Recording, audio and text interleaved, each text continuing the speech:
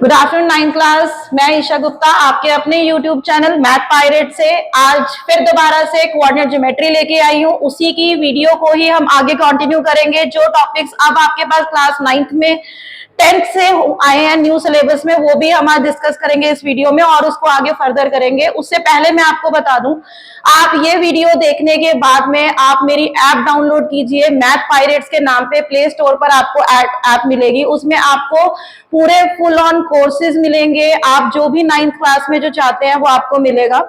उसमें assertion based, competency based हर type का question आपको मिलेगा, तो आपको वो डाउनलोड करनी है। तो आज मैं आपके पास जो भी बताने आई हूँ ये बहुत ही इंपॉर्टेंट है।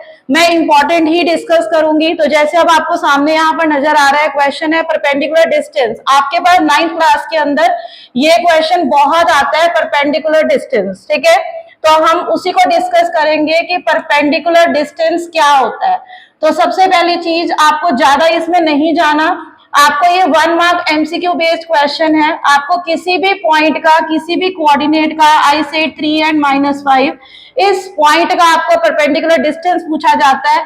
या तो आपसे पूछा जाता है एक्स एक्सिस में या आपसे पूछा जाता है वाई एक्सिस में। ठीक है, तो आपको दोनों में से कुछ भी पूछा जा सकता है। तो उसकी आपको एक छोटी सी ट्रिक बता रही हूँ, क्योंकि ये एमसीक्यू बेस्ड क्वेश्चन है, इससे ज्यादा में नहीं आता, इसलिए आपको उसी हिसाब से बताऊंगी। तो जैसे अब आपको इस कोऑर्डिनेट को एक्स एक्सिस में इसका परपेंडिकुलर डिस्टेंस बताना है, तो आप क्या करेंगे, अगर perpendicular distance from x axis अगर आपको बताना है तो आपने करना है वाई वाला आंसर ले लेना है। मतलब आप यहाँ पर ये लेंगे, दैट मीन्स 5 यूनिट्स लेंगे फ्रॉम एक्स एक्सिस। आप माइनस साइन को इग्नोर करेंगे।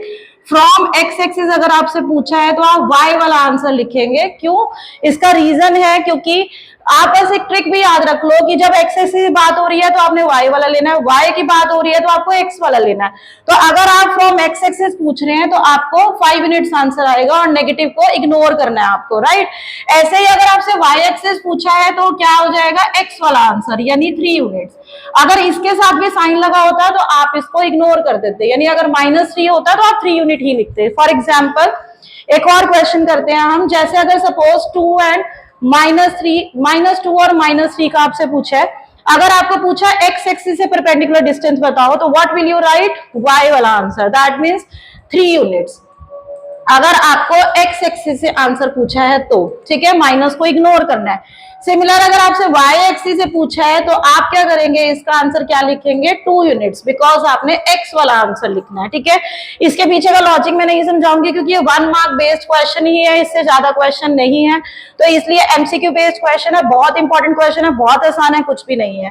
उसके बाद नेक्स्ट जो आपके पास है दैट इज मिरर इमेज। अब मिरर इमेज या रिफ्लेक्शन कुछ भी आ सकता है। मिरर इमेज आपको पता है क्या होता है, जो मिरर में दिखता है, राइट। अगर आपको एक्स एक्सिस की बात कर रहे हो तो मिरर इमेज मतलब हॉरिजॉन्टली आपको बताना है किसी भी पॉइंट की। आई से कोई भी पॉइंट लिया, सपोज मैंने 3 और -5 लिया, आपको एक्स एक्सिस में इसकी मिरर इमेज बतानी है।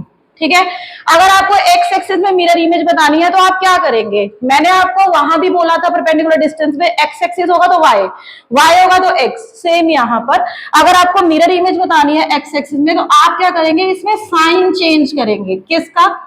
अगर एक्स एक्सिस में पूछ रहा है तो वाई का साइन चेंज करोगे, मतलब इसकी मिरर इमेज 3, +5 आ जाएगी एक्स एक्सिस में, बिकॉज आपने साइन चेंज करना है वाई का। अगर आपको वाई एक्सिस में पूछे है तो इसका मतलब क्या हो जाएगा, इसका आंसर आपने एक्स का साइन चेंज करना है, यानी -3, -5, इसमें एक्स का साइन चेंज कर दोगे तो आपका वाई एक्सिस में मिरर इमेज आ जाएगी या रिफ्लेक्शन आ जाएगी। Got it? समझ आ गया? कोई भी पॉइंट हो, कोई भी, मतलब अगर मैं ये बोलूं -1 और 2, आपको एक्स एक्सिस में इसकी अगर मिरर इमेज पूछी है तो आप वाई का साइन चेंज करेंगे, इट विल बी -1 -2। और अगर वाई एक्सिस में मिरर इमेज पूछी है तो आप एक्स का साइन चेंज करेंगे, यानी 1 और 2। This is the answer. ठीक है, तो ये था आपके पास मिरर इमेज और परपेंडिकुलर डिस्टेंस। ठीक है, आई होप कि ये समझ में आया होगा। उसके बाद में जो मैं आपको बताने जा रही हूँ, जो अब आपकी 10th क्लास के अंदर जो टॉपिक है वो हम डिस्कस करेंगे, दैट इज डिस्टेंस फॉर्मूला। ये आपका 10th क्लास से 9th क्लास में न्यू सिलेबस में एड ऑन हुआ है।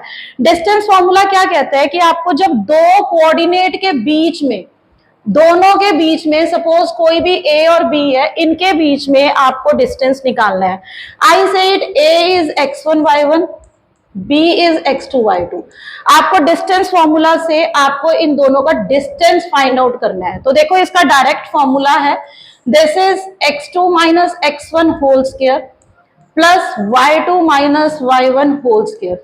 This is the direct formula to find distance in two coordinates a and b, और under root square root of x2 minus x1 का whole square plus y2 minus y1 का whole square, right.